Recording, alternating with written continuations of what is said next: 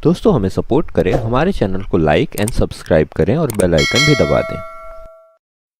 दोस्तों इस मूवी का नाम है डिकॉय। कहानी की शुरुआत एक कॉलेज से होती है जहां हमें दो दोस्तों को दिखाया जाता है जिनका नाम ल्यूक और रॉजर होता है।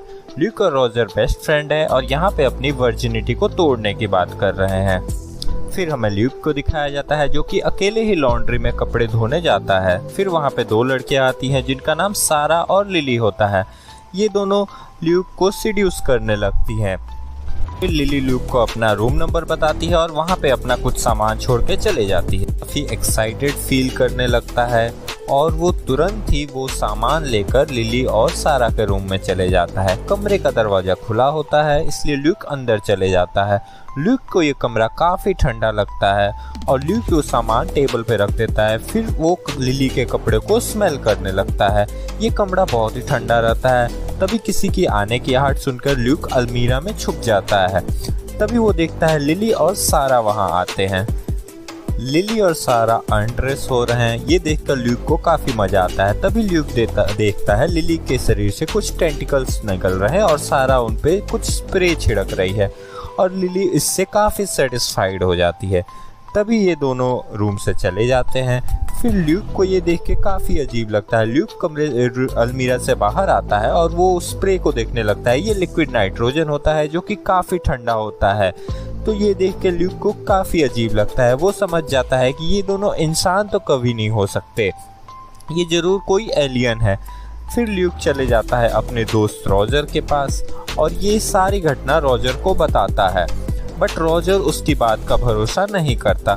फिर अगले सीन में हमें दिखाया जाता है ल्यूक और रॉजर मिलते हैं डिबी और एलेक्स, दो अदर फ्रेंड से, और उन्हें भी सारी बातें बताते हैं। बट वे भी ल्यूक की बातों पे भरोसा नहीं करते। वे सोचते हैं ल्यूक को जरूर कुछ गलतफहमी हो गई है। अगले सीन में हमें कॉलेज के पार्टी का सीन दिखाया जाता है जहाँ पे लिली और सारा भी होते हैं। जहाँ पे सारा आकर रॉजर को सीड्यूस करने लगती है और लिली ल्यूक के पास आती है और उसे सीड्यूस करती है और उसे किस भी करती है। फिर अगले सीन में हमें स्टेज पे अनाउंस होता है कि फुटबॉल टीम के कैप्टन बॉबी भी यहाँ पे है और वो आज आइस क्वीन की अनाउंसमेंट करने वाले हैं। फिर हमें स्टेज पे दिखाया जाता है बॉबी को जो कि आता है और आइस क्वीन की अनाउंसमेंट करता है जो कि लिली ही होती है। ये सुन के लिली काफ़ी एक्साइटेड हो जाती है और वो स्टेज पे आके बॉबी को किस करती है और फिर उसके साथ डांस भी करती है। बॉबी और लिली को देखकर ल्यूक को काफ़ी जलन महसूस होती है और वो बॉबी से फाइट करने लगता है। लेकिन ल्यूक एक सीधा साधा इंसान होता है, इसके लिए वो मार खा जाता है। ल्यूक काफ़ी हर्ट होता है और फिर वो पार्टी छोड़ के चले जाता है वहाँ से।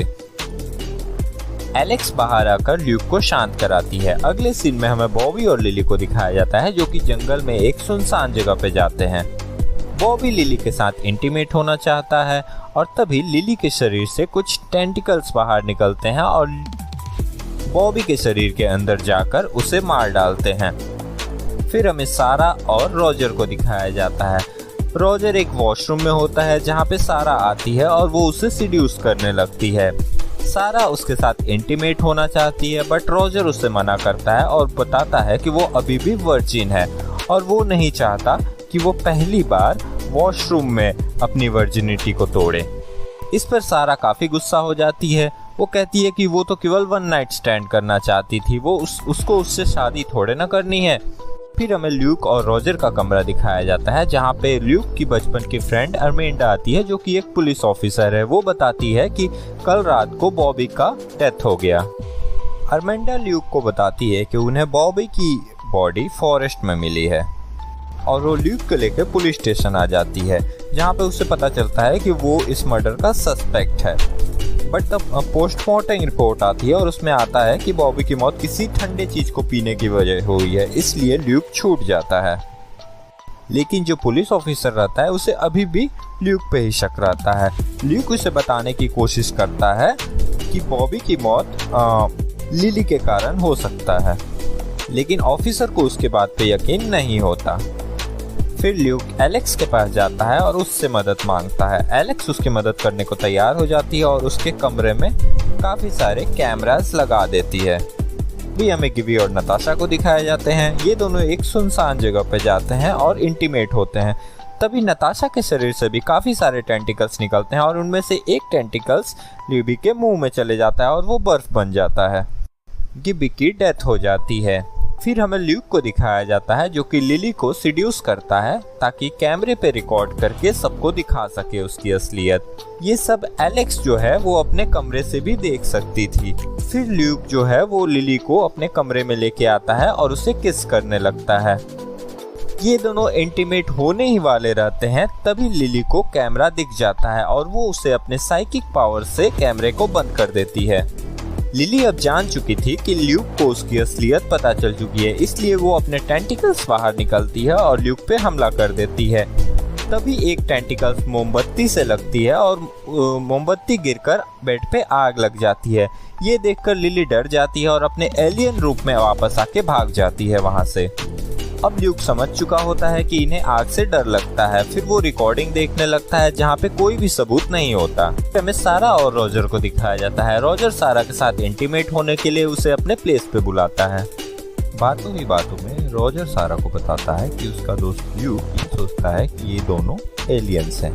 फिर सारा इस बात को एक्सेप्ट कर लेती है और ये बताती है कि वो और उसकी दोस्त लिली 2 साल पहले इस प्लेनेट पे आए थे, क्योंकि उनके प्लेनेट पे एक बीमारी से सारे मेल मर गए होते हैं। उनके प्लेनेट पे मेल ही बच्चों को जन्म देते थे।